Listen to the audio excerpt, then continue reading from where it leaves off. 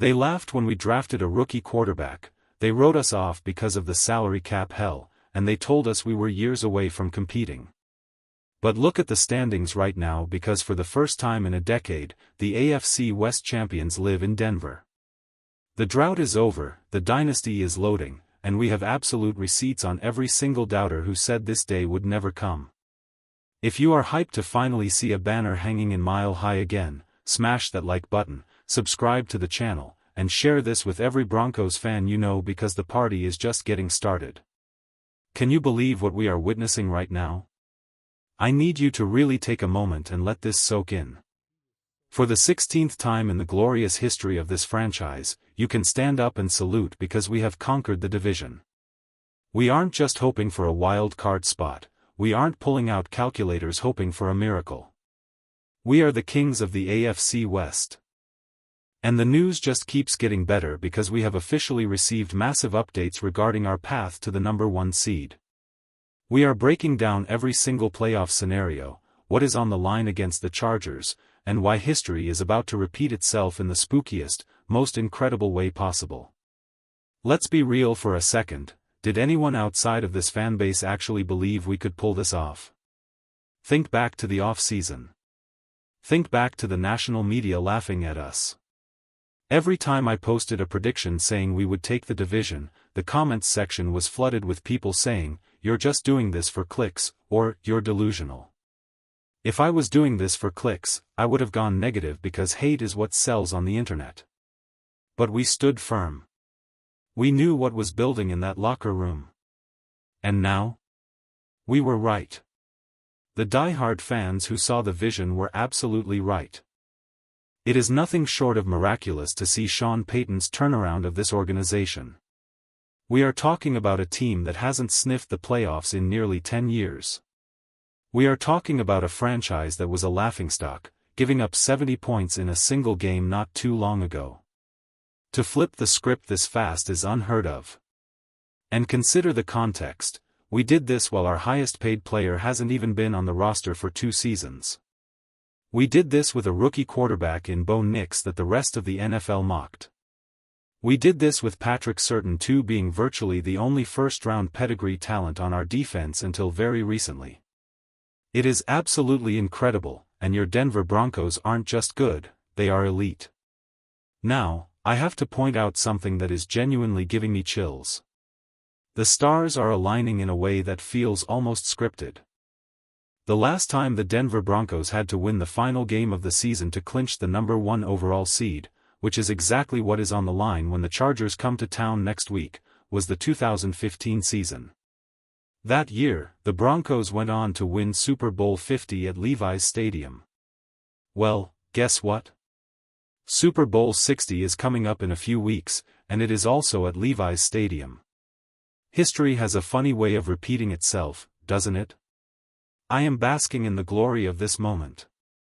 I remember texting friends who predicted we'd be last in the division, and the silence from them now is deafening.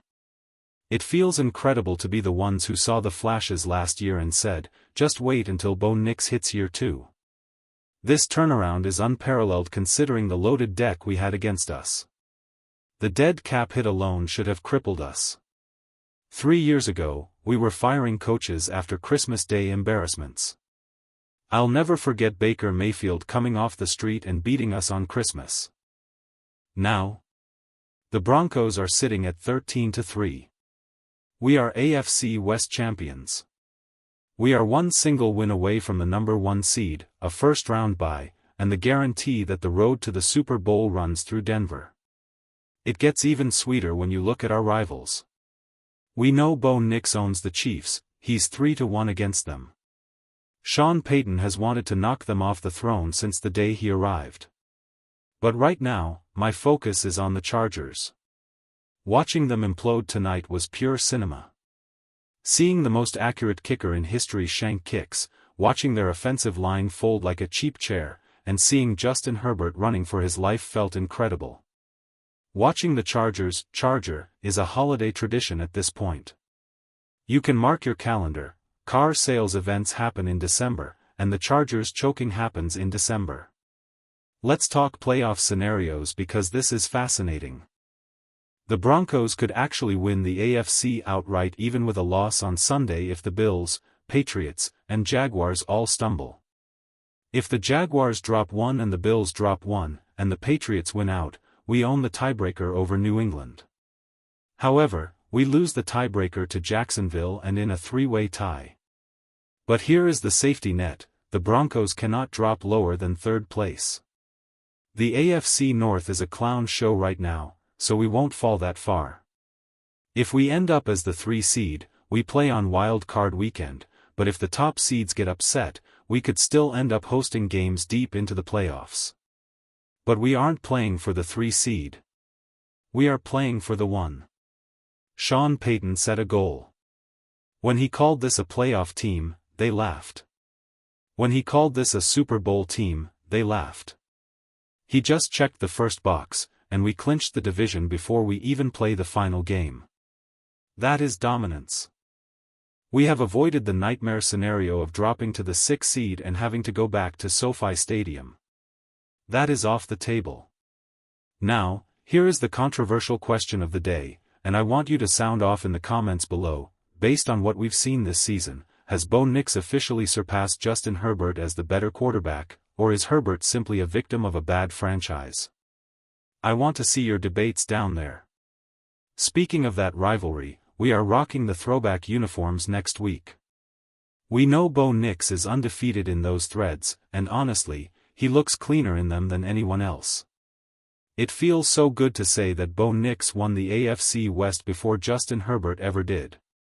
We've heard for years that Nix is just a system QB, or the little brother to Herbert. Well, the little brother just took the crown. Herbert has had teams built around him for years.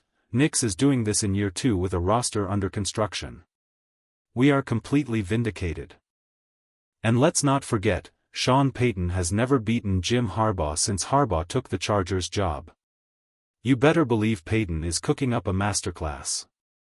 We have the rest advantage, basically resting since Christmas, while the Chargers just got physically beaten up in a nightmare game.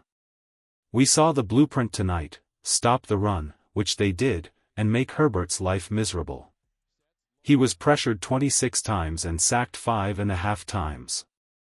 He was seeing ghosts out there. Why am I so confident for next week? The Chargers are regressing, and we are ascending. Mile High is going to be louder than it has been since the Peyton Manning era. There is a belief in this stadium that is palpable. We are cooking a dynasty here. If we are this good in Nix's second year, imagine when we actually have cap space. Imagine when guys like Troy Franklin develop further. Imagine when we continue to hit on draft picks and find gems like R.J. Harvey and Pat Bryant that the rest of the league overlooked. We are also getting healthy at the perfect time. We are seeing key defensive pieces returning from injury. Guys who rested this week will be fresh. Meanwhile, Justin Herbert is officially the most hit quarterback in professional football. Our defense already set the franchise record for sacks with 64.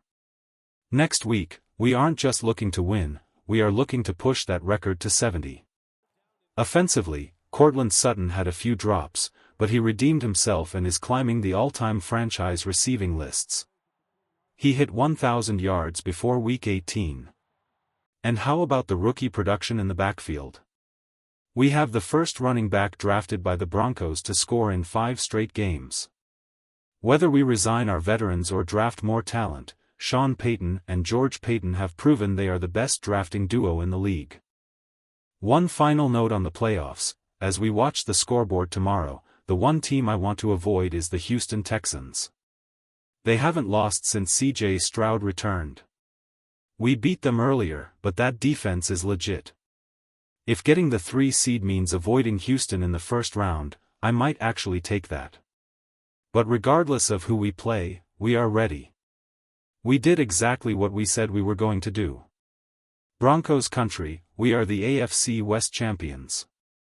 We are just getting started, and we have a whole lot to believe in. Let's go. The ball don't lie.